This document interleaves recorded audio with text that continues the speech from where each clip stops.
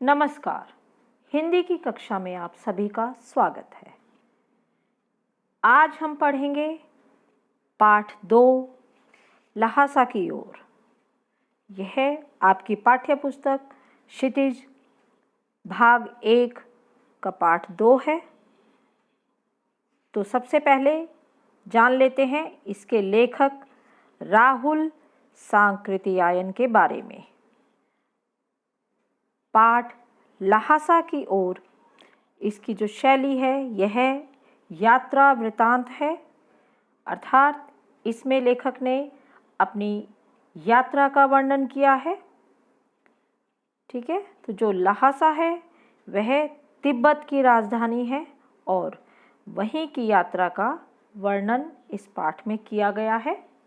तो सबसे पहले जानते हैं लेखक के बारे में। इस पाठ के लेखक हैं राहुल सांकृत्यायन।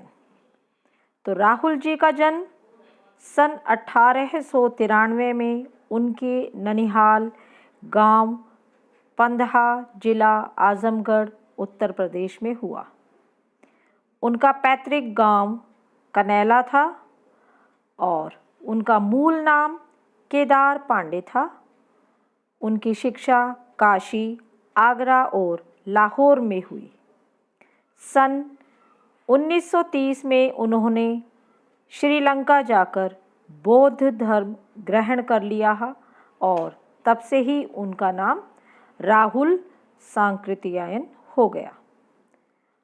राहुल जी को महापंडित कहा जाता है। उन्हें अनेक भाषाओं की जानकारी थी, अनेक भाषाओं के वो ज्ञाता थे, जैसे तिब्बती, चीनी, जापानी और हिंदी की भी पाली, प्राकृत, अपभ्रंश आदि। और सन 1963 में उनका देहांत हो गया। राहुल जी ने कहानियाँ लिखी, उपन्यास, आत्मकथा, यात्रा वृत्त, जीवन आलोचना और शोध आदि अनेक विधाओं में साहित्य सृजन किया। जो उनकी रचनाएं हैं उनमें मेरी जीवन यात्रा, दर्शन दिग्दर्शन, 22वीं सदी, वोल्गा से गंगा, भागो नहीं दुनिया को भगाओ, दुनिया को बदलो, दिमागी गुलामी, घुमक्कड़ शास्त्र उनकी प्रमुख कृतियां हैं। और साहित्य के अलावा दर्शन, राजनीति, धर्म, इतिहास, विज्ञान आदि विभिन्न विषयों पर भी राहुल जी द्वारा रचित पुस्तकों की संख्या लगभग 150 है। और इसके अलावा उन्होंने बहुत से ऐसे लेख हैं जिनका हिंदी में अनुवाद भी किया है। बहुत से ग्रंथ हैं जिनका उन्होंने हिंदी में अनुवाद किया है। अब राहुल जी की जो स्वभावगत विशेषताएं जान लेते हैं कि उन्हें घुमक्कड़ी प्रवृत्ति का कहा जाता है कि उन्हें घूमने का बहुत शौक था और साथ ही जो घूमने का उद्देश्य एक स्थान से दूसरे स्थान पर जो यात्रा करते हैं, इसका उन्होंने कई फायदे बताए हैं। एक तो मनोरंजन तो होता ही है, साथ में ज्ञानवर्धन भी होता है, क्योंकि जहाँ हम जाएंगे उन स्थलों की जानकारी, वहाँ की भाषा, वहाँ की संस्कृति के बारे में भी हम जान पाएंगे। और इसके अलावा जो विभिन्न स्थानों के भौगोलिक वर्णन है उनमें लिखने में भी जो राहुल जी थे वे विशेष तौर से पारंगत थे। उन्होंने अनेक स्थानों की जो भौगोलिक स्थितियां हैं उनका वर्णन बहुत सुंदर ढंग से किया है। अब चलते हैं इस पाठ की ओर, जो यह पाठ है लहासा की ओर। इस अंश में राहुल जी की प्रथम तिब्बत यात्रा जब उन्होंने की थी तो वहीं से यह अंश लिया गया है, जो उन्होंने सन 1929-30 में नेपाल के रास्ते से की थी। तो उस समय क्या था कि तिब्बत में जो भारतीय यात्री थे उन्हें जाने की अनुमति नहीं थी। इस कारण वे नेपाल के रास्ते तिब्बत गए थे और अपना वेश बदलकर एक भिखमंगे के वेश में वहाँ गए थे। इस अंश में तिब्बत की राजधानी ल्हासा की ओर जाने वाले दुर्गम रास्तों का वर्णन उन्होंने बहुत ही रोचक शैली में किया है। इस यात्रा वृतांत से हमें उस समय के तिब्बती समाज के बारे में भी जानकारी मिलती है कि जो उस समय का तिब्बती समाज था वह कैसा था, लोग कैसे थे और वहाँ पर कैसा जीवन वे बिताते थे। तो यही सब बातें जानेंगे हम इस पाठ में, ल्हासा की ओर। तो अब पढ़ना शुरू करते हैं और हम चलते हैं पाठ की ओर। पाठ है ल्हासा की ओर, पेज 25 पर है। पृष्ठ आपकी बुक, जो आपकी किताबें हैं उसमें 25 पृष्ठ पर यह पाठ शुरू होता है। तो चलते हैं। वह नेपाल से तिब्बत जाने का मुख्य रास्ता है।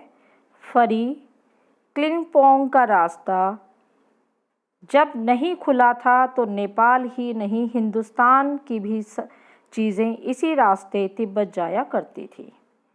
यह व्यापारिक ही नहीं, सैनिक रास्ता भी था। इसलिए जगह जगह फौजी चौकियां और किले बने हुए हैं जिनमें कभी चीनी पलटन रहा करती थी। आजकल बहुत से फौजी मकान गिर चुके हैं। दुर्ग के किसी भाग में जहां किसानों ने अपना बसेरा बना लिया है वहां कुछ घर आबाद दिखाई पड़ते हैं। ऐसा ही परित्यक्त एक चीनी किला था। हम वहां चाय पीने के लिए ठहरे। तिब्बत में यात्रियों के लिए बहुत सी तकलीफ़ें भी हैं और कुछ आराम की बातें भी। अब अपनी पहली तिब्बत यात्रा का वर्णन करते हुए कहते हैं कि जिस रास्ते से वे जा रहे थे तिब्बत में, वही नेपाल का ही नहीं, वहीं से जो हिंदुस्तान से चीज़ें थी वो भी उसी रास्ते से जाती थी। और न केवल व्यापार का सामान्य व्यापार ही होता था बल्कि वह सैनिकों के लिए भी वही रास्ता था। इसलिए जगह जगह पर चौकियां बनी हुई थी।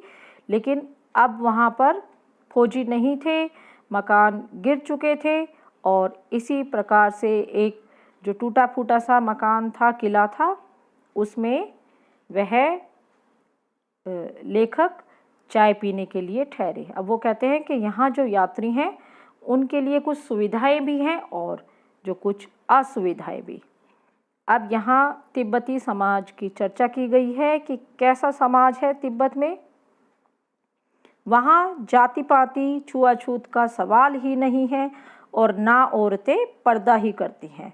बहुत निम्न श्रेणी के भिखमंगों को लोग चोरी के डर से घर के भीतर नहीं आने देते। नहीं तो आप बिल्कुल घर के भीतर चले जा सकते हैं, चाहे आप बिल्कुल अपरिचित हो। तब भी घर की बहू या सासू को अपनी झोली में से चाय दे सकते हैं। वह आपके लिए उसे पका देगी। मक्खन और सोडा नमक दे दीजिए। वह चाय चौंगी में कूटकर उसे दूध वाली चाय के रंग की बना के मिट्टी के टोंटीदार बर्तन खोटी में रखकर आपको दे देगी। यदि बैठक की जगह चूल्हे से दूर है और आपको डर है कि सारा मक्खन आपकी चाय में नहीं पड़ेगा, तो आप खुद जाकर चौंगी में चाय मथ कर ला सकते हैं। चाय का रंग तैयार हो जाने पर फिर मक्खन और नमक डालने की ज़रूरत होती है। अर्थात वहाँ का जो समाज है, तिब्बत समाज, उसके बारे में बताया गया है कि वहाँ कोई जाति पाति नहीं है और ना ही छुआछूत का है कि यह छूत है अछूत है, और औरतें भी पर्दा नहीं करती।